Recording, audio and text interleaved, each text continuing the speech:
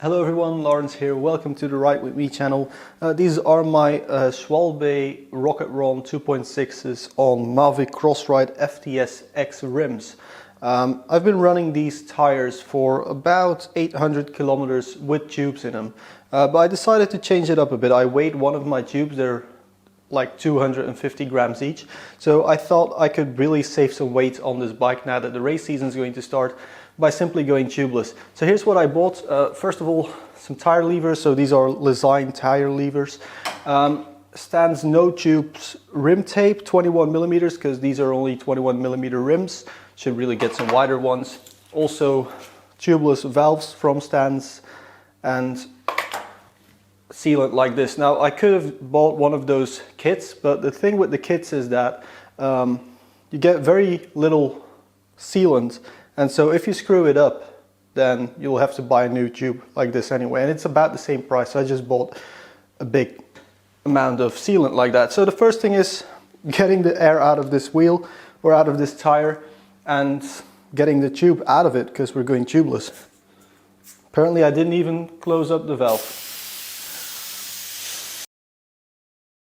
So one of the benefits of my scenario here is I've been running these tires on these rims for quite a while now, so it's not like it's a freshly folded tire, so the bead will probably be very straight and it should go on rather easily. Yeah, I think that's most of the air out. Let's undo this wheel. Still on quick releases with this bike, but it's not really bothering me too much, to be honest. If anything, it's kind of handy.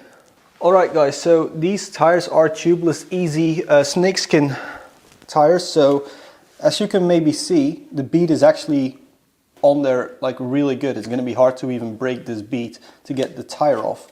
So this means I have really high hopes of making this setup work. So I hope my mom doesn't watch this video. I mean, she hardly watches my videos anyway, so should be fine.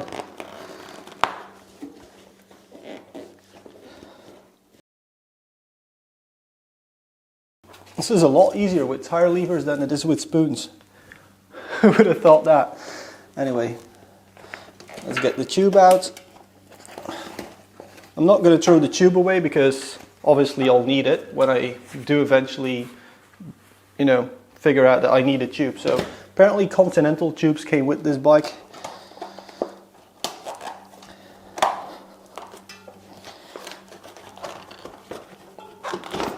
All right. Tires off, and now for the next step, which is cleaning. So I'm going to make sure the rim itself is very well clean. It actually has some tape on there already, so hopefully it's going to work rather easily for me. Right, so I put the wheel back in the frame because, well, it's easier to work with for me because I don't have my bike stand here with me because we're indoors. It's really windy, really cold outside, so I'm going to use brake cleaner. You can basically clean anything with brake cleaner, and some paper towel. And then hopefully this one should be really nice and clean, ready for the bead to really sit on there well.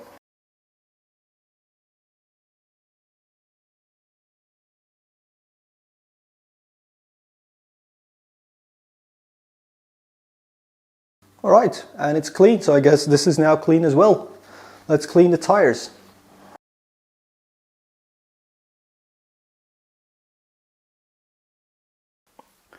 Alright, and so the tire and the rim are both clean. So I have my rim tape right here. I think I'm just going to go in the center.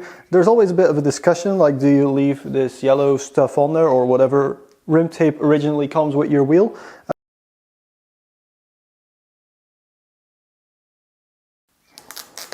Now, in my case, I am going to take the stock tape off because I can feel the standard stuff moving, so I'm not going to use it.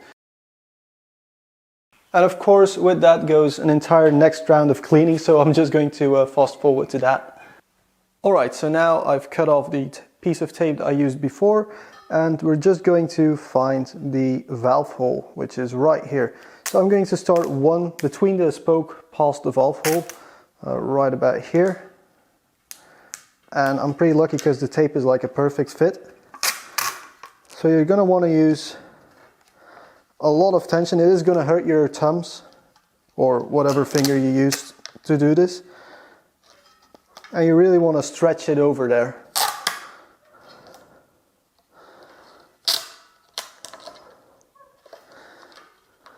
Because obviously if there's air stuck in here, then air can probably get through later on as well. And we don't want that, do we?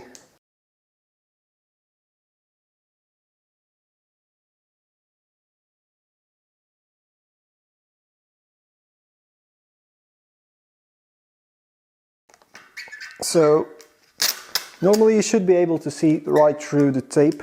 My valve hole is right here. So I'm going to go in between the next spoke set.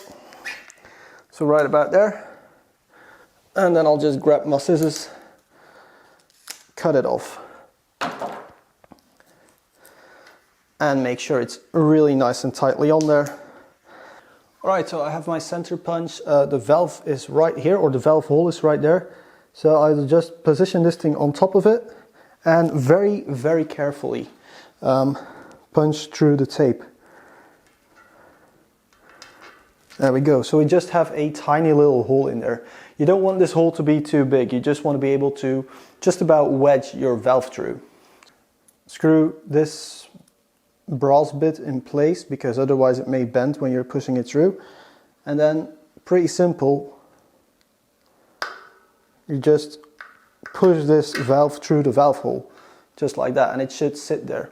Now I'm going to put the lock ring on right away. Now I know some people, depending on which tires you're using and how much room there is left and right of the valve, don't really lock the valve in place yet. So if you can't get the bead to sit, wait with locking it in place. I'm going to leave a little bit of play there, but not too much, because as this valve moves, you're going to damage the rim tape.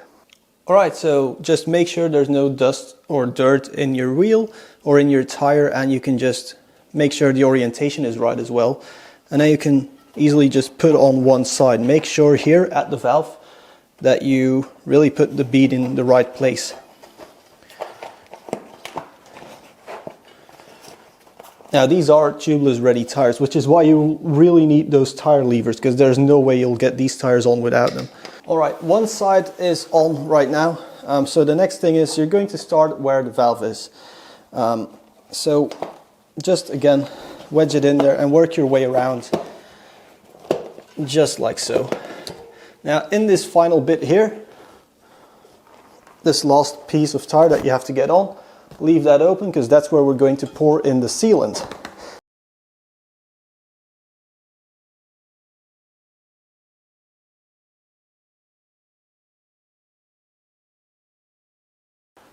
Alright, so I'm just spinning the tire so that the latex has a chance to really slush around. Right now we can have these little bubbles all over the place. So if I just start pumping it really hard, you hear that? That's always a good sign when it starts popping. There we go.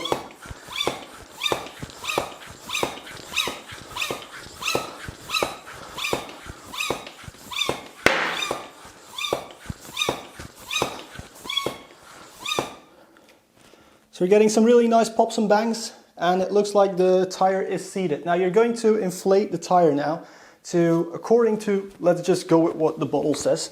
2 3/4 bars should be enough.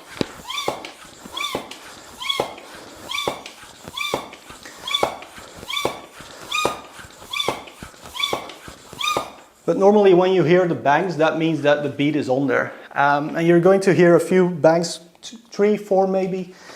And after that you'll probably be fine.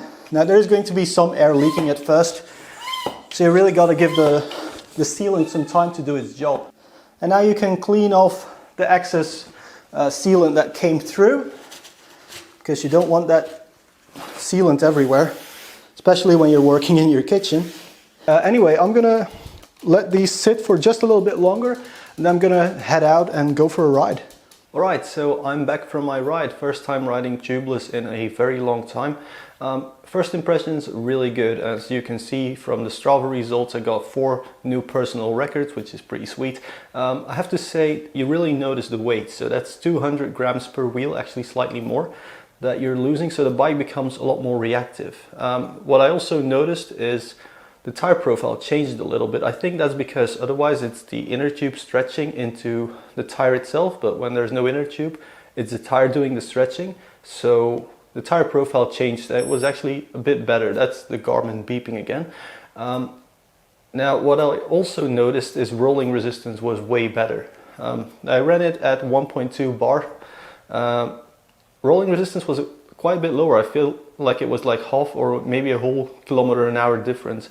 So overall I'm very happy. The negatives are perhaps the cost me about 62 euros to do the conversion. So actually, you know, it's great value. You're losing 450 grams and the bike becomes faster, more responsive, and just generally more fun to ride. So if you guys like this video, I know it's been a while since I've been putting videos out here, but if you like this one, please press that like button, hit that subscribe button, and if you want to follow my other channel, I just got 7,000 subscribers, which is pretty nice. It's about computers.